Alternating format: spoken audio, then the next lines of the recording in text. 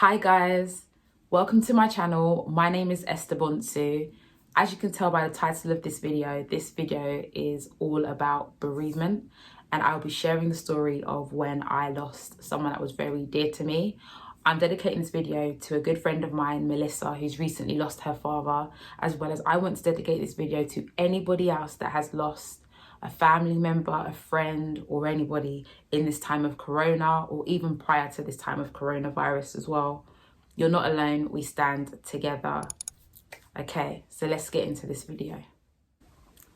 So bereavement isn't new to me. I have sadly lost far too many people than I would have liked to have for varying reasons. Some is due to ill health, some have been to sadly suicide. Other people have been to untimely death. Just wasn't their time, in my opinion, but they have left the earth. But today I want to focus on the passing away of my dad, which was probably and is the hardest stage of life that I've ever faced in my whole existence. And I'm still working my way through that process each and every single day. So get comfortable, grab a hot drink if you need to, tell whoever's being annoying to put their voice down, indoor voices only please, or turn off the background. All right, so I lost my dad when I was 17 years old. I was not aware that he had any health issues or any underlying problems or anything like that. As far as I was concerned, he was very fit and very healthy, a very bubbly man, the life and soul of every single party.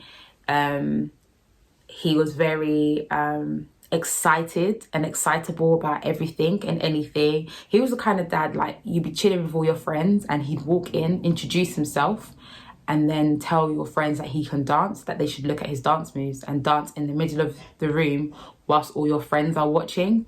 And he knows what he's doing, but he knows you can't tell him off either because he'll ground you for trying to go past your place. So that was like my dad. He was a very big thinker, big dreamer, big businessman, public speaker, pastor, preacher. To me, he was like the superhero of all superheroes. I never really saw him fall apart or crumble much. He just had everything handled at all times, and he was his children's biggest cheerleader. So that's a bit of a intro to my dad. So let's get into what happened. I remember it was the night before he passed, and I heard him coughing really badly. He'd been coughing really badly all week. I just thought, oh, he must have a cold or a chesty cough, but this cough was another level of cough. And that whole week I'd not really spoken to him much because he had banned me from going to a church that I was attending at the time. And I was really upset. I was 17, no, I'm trying to be a Christian and you're trying to stop me from going to church. So I'm not going to talk to you. But that night when I heard him cough, I was like, nah, that cough is too much. So I went to him and I said, Dad, are you okay? And he said, yes, my dear, I'm fine. I said, are you sure that cough sounds really bad? He said, don't worry about me, I'm fine. Go to bed, because it was really late at night and I had college the next day. So just to give you a context of my relationship with my dad was like my guy. He woke me up in the morning for college. He ran my bath water. Yes, at the age of 17, he'd run my bath, then wake me up, tell me to get in the bath. Whilst I'm in the bath, he's making breakfast for me to go to college. And he was also my chauffeur. When I couldn't be bothered to walk to college, yes, it was walking distance, or jump the bus 2 stops, he would be like, okay, he'd put on his little granddad hat, get in the car and drop me to college where I would be late, and he'd be giving me a lecture about timekeeping.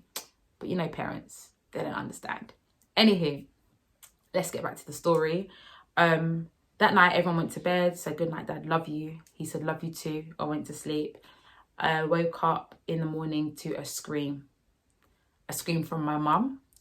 She said, someone call an ambulance, your dad is dying. Now, those of you that have an African parent, you know that they can be extravagant from time to time. So I didn't jump up in panic. I thought, oh, what's going on now? As I walked into my parents' bedroom, I saw my dad laying on the bed with white foam all around his mouth, and he was only breathing out. He wasn't breathing in. And I remember freezing. I remember my brother calling 999. It all happened so fast. I remember going downstairs, going to my garden, on my deck. I got on my knees and I begged God and I said, God, please keep my dad alive. Like, take me and keep him, but keep my dad alive. I remember at this point, I got back up. I called one of my really good friends at the time, a guy called Anthony. I said, you need to come to my house. You need to come to my house now. He left work. He came to my house. And around that time, the paramedics had arrived. They ran upstairs. They used a defibrillator. I think I said the word right, defibrillator. And they tried to get his heart jumping, get his heart starting. Seeing that done in real life is one of the most traumatic experiences of my life. Put the defibrillator and they vaulted him and his whole body just bounced off the ground and bounced back down again. There was blood coming out of his mouth. They did it a few times. Finally, on the third or I think it was the second or third time, they got a heartbeat going. So they stabilized him, rushed him off to hospital. My friend Anthony was there at the time, so we all jumped into his car, followed the ambulance to the hospital. We were waiting in the family room. I'm a Christian. We were praying. We was calling and crying out to God. Long story short, I was asked to go to the car park of the hospital to go and get my nephew at the time, Calvin, out of his baby car seat and help his mum bring him in. As we walked into the hospital and we came in to the family room, I opened the door and my mum said, your dad is dead. That moment, all I remember was just feeling absolute confusion. What do you mean? I just spoke to him yesterday and he said that he was absolutely fine. So I don't get it. I then remember crumbling on the ground, but then thinking, this can't be real. This is all an absolute nightmare. And that was the day that I lost my dad. Now, I'm not a clinical professional. I don't know nothing about psychiatry or counselling in that depth. But what I became aware of on my journey was the 5 stages of bereavement. Now, some say people experience the 5 stages in a specific sequence, whereas others say that everyone experiences all 5 stages at different times. So someone could start at like stage 4 and then have stage 2 and then have stage 5 and then have stage 3. It's all different. And one thing that's so important when it comes to bereavement or someone losing someone is that we all react to it differently. I have the one dad, but I have siblings, and we all managed or reacted to my father's passing in very different ways. There are some people that have moved on and are in a much better place today. There are other people who still struggle with the acceptance of losing such an icon in our family. So the 5 stages are: number 1, denial and isolation. So they say that when someone passes away, it's almost like the brain can't compute the information. It's like the illogical side of the brain is like, no, this isn't real. You're trying to reason out how this isn't real and how maybe they've got it wrong. And you kind of make up a narrative to sell yourself to manage the shock at that moment. And some people isolate. They withdraw completely from people and don't want to be around anybody. The second stage, they say, of bereavement is that they say that people turn angry. They get anger. And that anger is the fact that there's a situation that's occurred where you've lost control, something's happened, you don't quite know how to feel, but you've come out of denial, the emotions are surging and you just can't rationalize what is going on. And it's like this pent up, how can this be happening to me? So that's the second stage. The third stage, they say, is bargaining, where you start to think, maybe if I had done this and that, that person would still be here today. Or if I had known their medical records, or if I could have just gotten there earlier, then maybe this and that wouldn't have happened. You start to bargain, you start to negotiate how you could have prevented the situation from happening. The fourth stage, they say, is depression. This depression isn't like the depression where it's like chemicals in the brain that aren't balanced, or that deep kind of depression where you're maybe not able to function at all. But this kind of depression is more so where you've now come away from bargaining and you're starting to just feel. You're not asking questions. You're just feeling the weight of the loss of this person. And in a suppressive state, it's important to have the right community around you. But at this point, it doesn't matter what anybody has to say. It's not going to lift your mood. It's not going to push you anywhere, because you've just got to acknowledge that this person will never come back again. And then they say the 5th stage is acceptance, where you accept that this person has gone and that there is nothing you can do about it. You're not bargaining about it anymore. You're just accepting that it is what it is. With my emotions, I have to try and continue in life. Whew.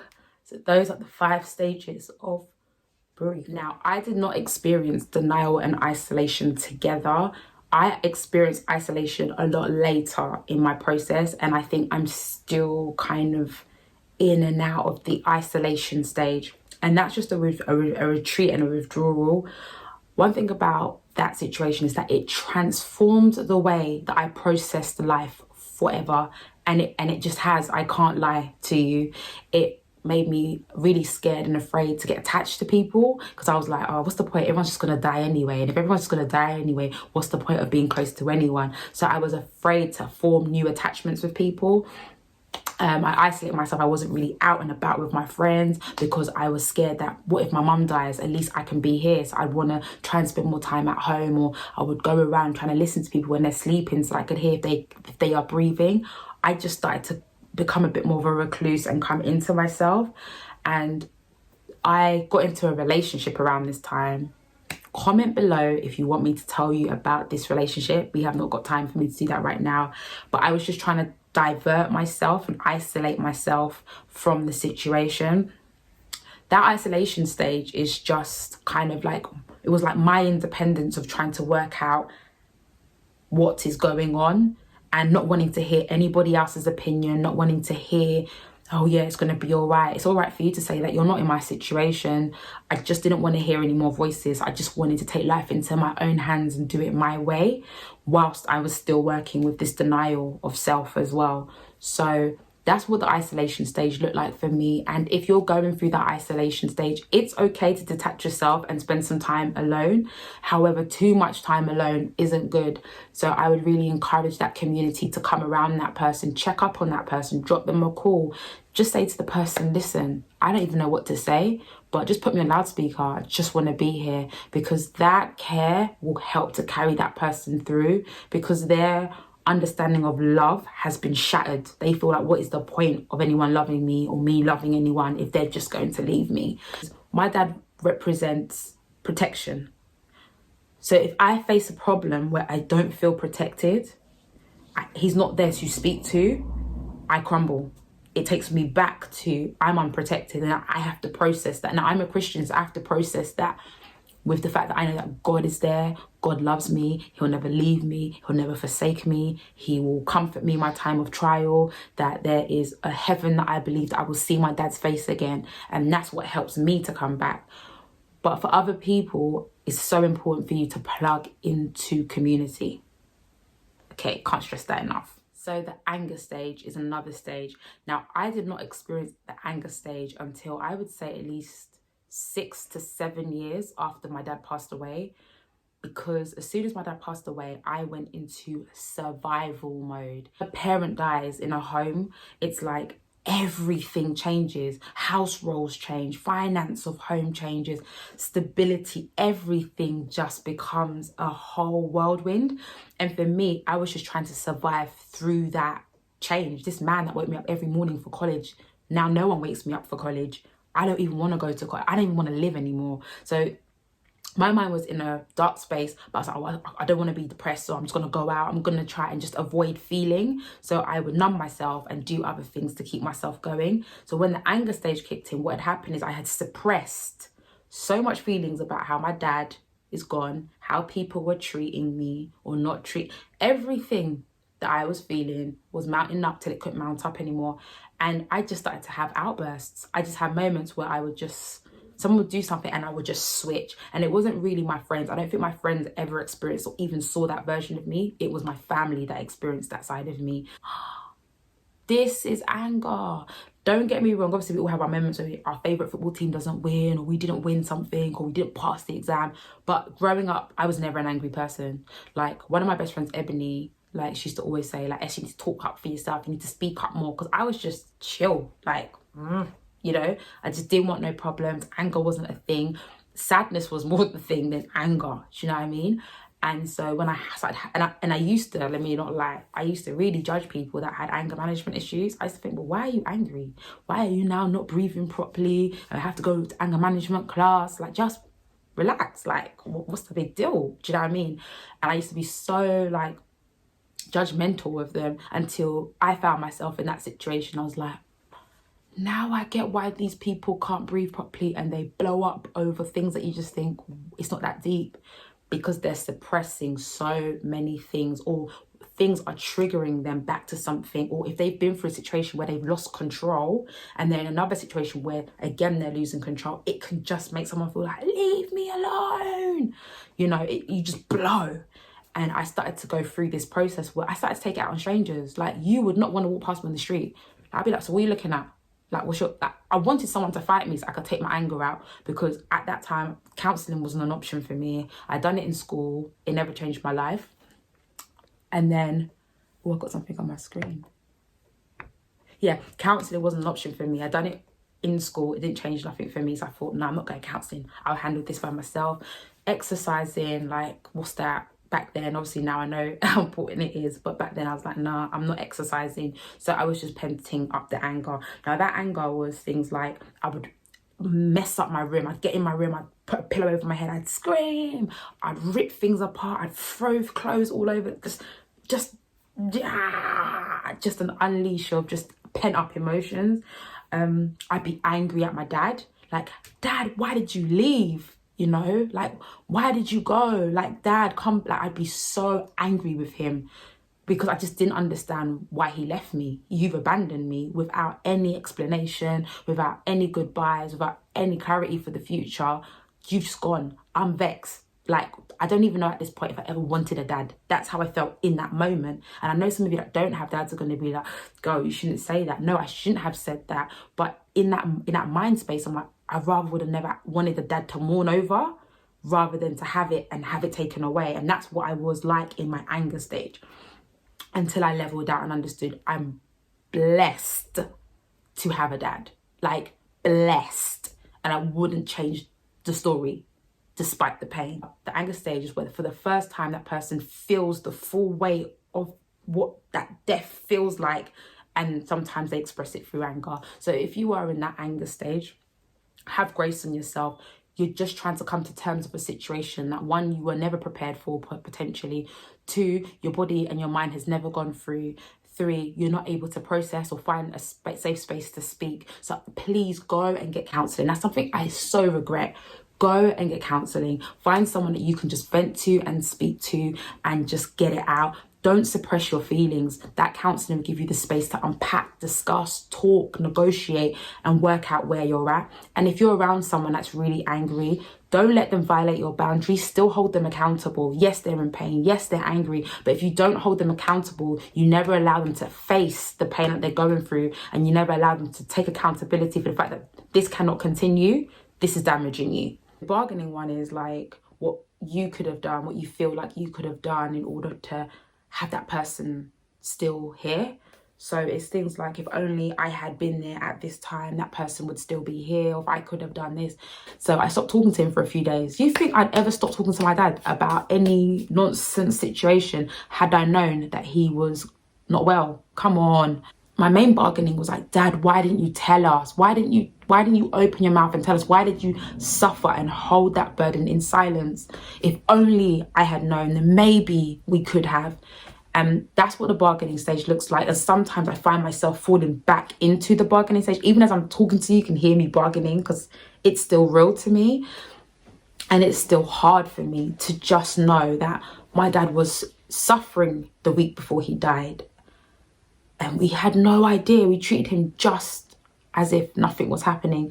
And I know there's parents out there that you might think, oh, I don't want to tell my children if I'm sick. I'm begging you from the bottom of my heart, tell your child. because the turmoil and the trauma you leave them with when they find out why you passed away is greater than the disappointment or hurt they would have felt knowing that you were ill, because every living moment means something to that child. That child would want to prioritize you because they know that you need them. And you not giving them that robs them from that. And sometimes they will live bargaining for the rest of their lives, thinking, if only I could. If you're going through the bargaining stage, I'd say seek help, because I'm still going through the bargaining stage. And it's one of those ones where you rest, oh yeah, I know his motive. Maybe it was just his time. So if you're going through the bargaining stage, go and get help. Talk to friends, talk to family. Number one, it's not your fault. People make their decisions because they make their decisions. You will never know the full reasoning, the full scope of thought behind it, because you're not that person. So it's dangerous and it's unfair for you to assume their motive. Thirdly, also understand that we are all going to die. That's one that hurts me. That one day, the pain that I've had to feel, someone else is going to feel that missing me. And for me, that also helps me to understand that nothing in life is promised. We can't hold on to anything. The inevitable is going to happen, but how we rationalize the inevitable will help us to balance out and continue walking life out with our hearts open. So if you're around someone that's bargaining, listen to them. Just listen to them. You don't have to have all the answers, but you can throw out ideas. Like, just try and get them to see different points of view. Don't argue them down, but just throw out different thoughts, because that one idea may help them to shift their perspective on something. At that point, you cannot define their reality. You can only help them to define their own. And that's the key of supporting someone who's bargaining at that time. The next stage, they say, is the depression stage. Now, the depression stage is where that person has gone through the denial, anger, bargaining, and now they're kind of coming to the sense of, this person is gone. They're not coming back. And there is nothing I can do about it. And I have all these feelings and emotions and questions and queries that I may not ever get answered. And this thing is making me feel sad. It's making me feel low. This depression is where the dust is kind of settling in their emotions, and they just feel like there's this huge hole in their life that can never be filled.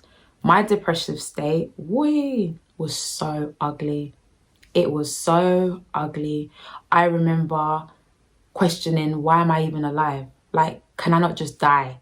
My depressive state was, my dad was like my anchor. He was the one that made life make sense. Like, okay, I'm going to go and do business because my dad did business.